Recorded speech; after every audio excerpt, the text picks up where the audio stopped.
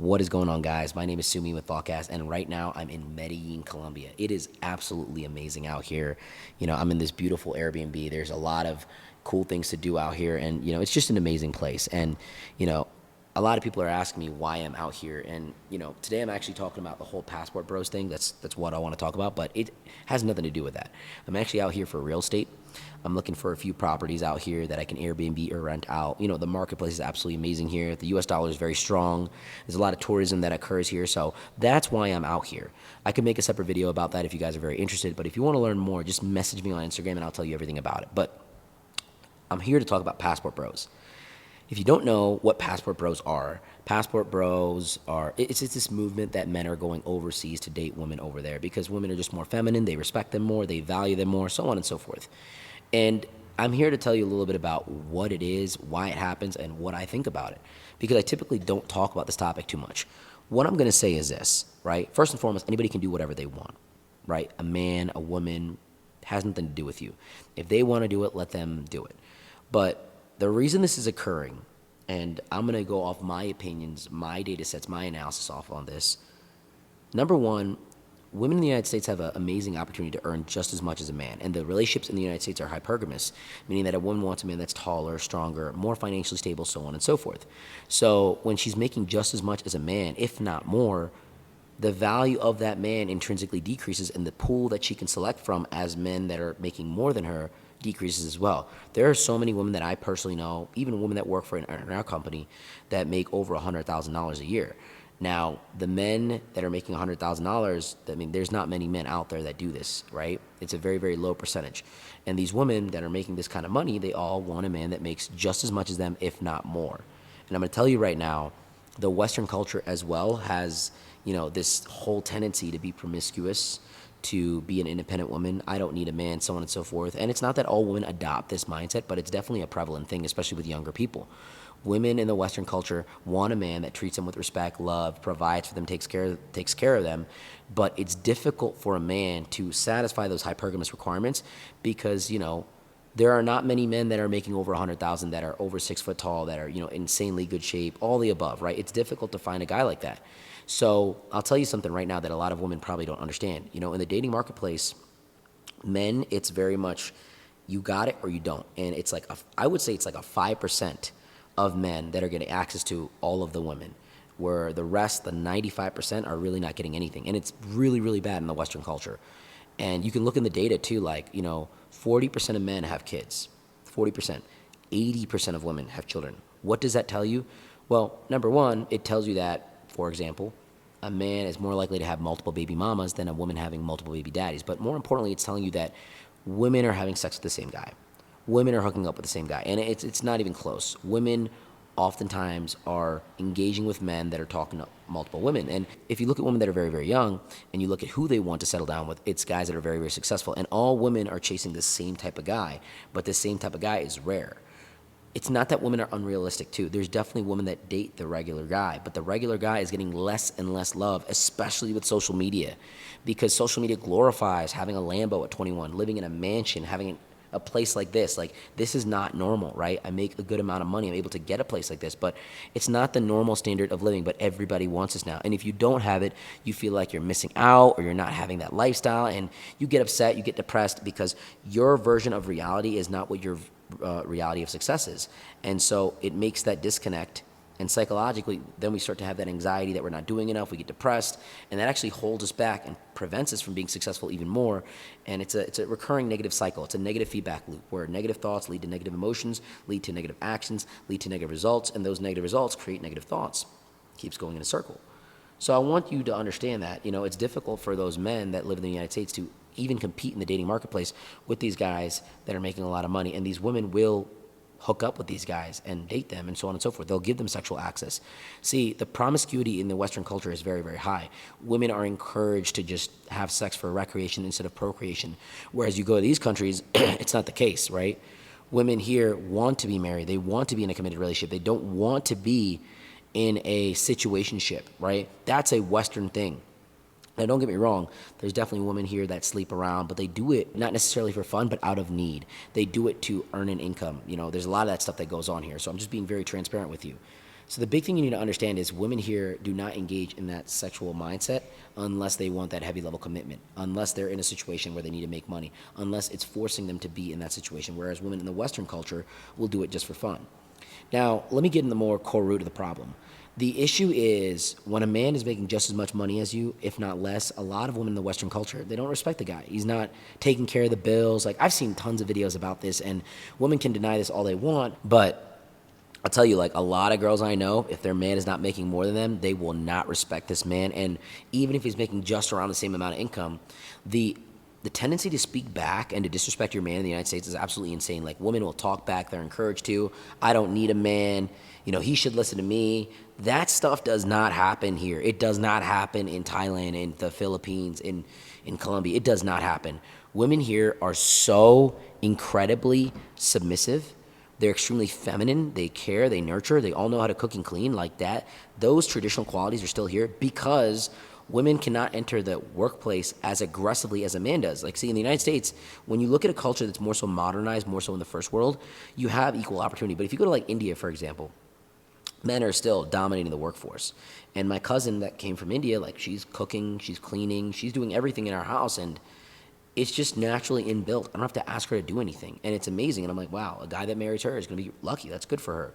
But, you know, I'm working and she's getting me food. She's cooking the food. She's taking care of everything. She's cleaning the house. Like, that is, like, not seen a lot of times by women here in a natural sense. They want to be thanked for it. And I'm not saying that you shouldn't thank people for it, but over there it's expected. Like, you're doing this or, like, it's weird. That's something that all men crave. Men want a woman that submits to them, that respects them, that's feminine, that's loving, that's nurturing, that's caring, that's loyal. These qualities are very easy to find. And I'm going to say another thing on top of this is women here are very attractive. And what I mean by that is they're taking care of themselves. There's a standard of beauty here that is very, very high. Like, women are not necessarily encouraged to get overweight here. Whereas in the United States, like, love your body, love yourself, so on and so forth. Like, health is a concern, but if you're a little bit overweight, no one's going to criticize you. Here, you're going to get bullied. You're going to get made fun of. Your family will talk down on you.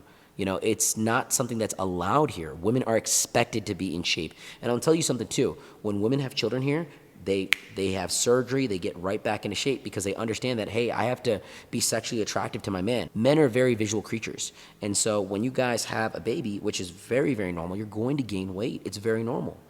But naturally, when that happens, number one, he's going to be focused on the child. His mindset's going to change from, hey, I'm with you, and it's more so about we have a partnership, we have a child.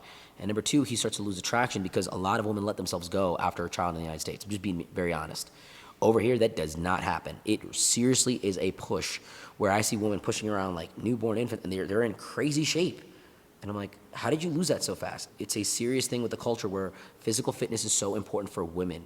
Women here care about it. And there's a lot of plastic surgery that occurs in Colombia. I'm just speaking for Colombia in itself, where women are getting their breasts augmented, or they're getting tummy tucks, they're getting BBLs, they're getting rhinoplasty. I mean, they're doing a lot to improve their physical features. And that is very attractive to men in a very primitive mindset. So not only are women having a higher standard of beauty here, they're more feminine, they're more caring, they're more loving, they're more cultured.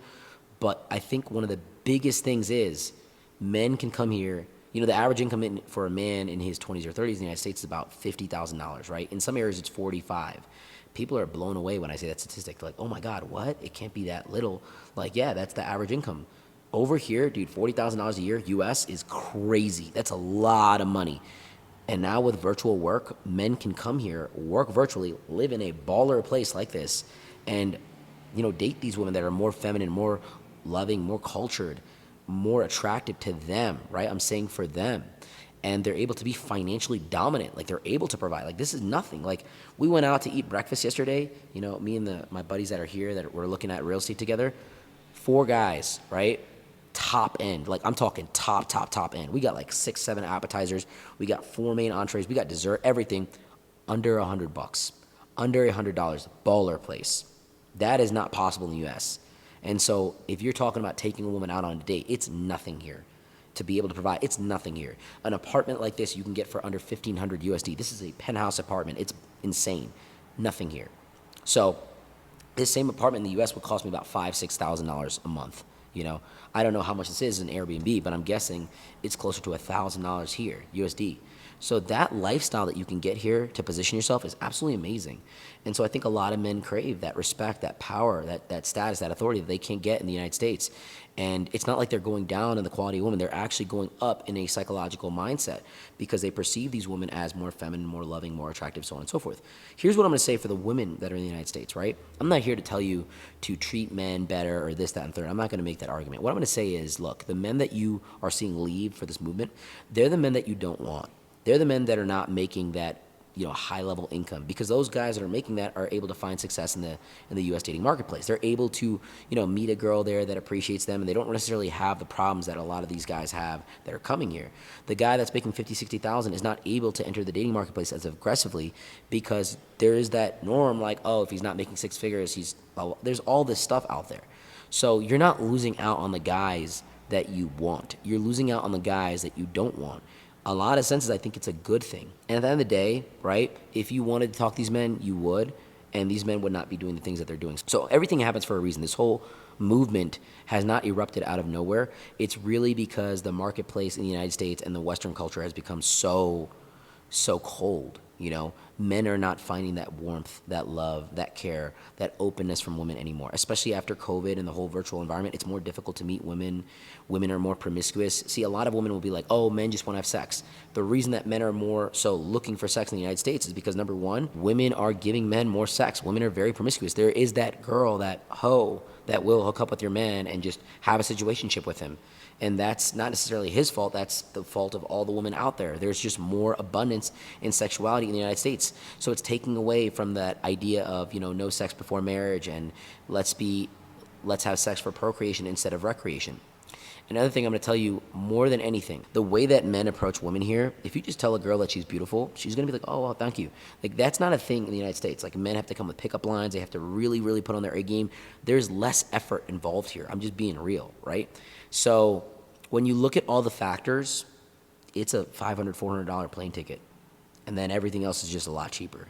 It makes a lot of sense for these guys that are virtual, that are operating remotely, that want to find that life. There's a lot of guys that are working remotely making $50,000 to $70,000 a year.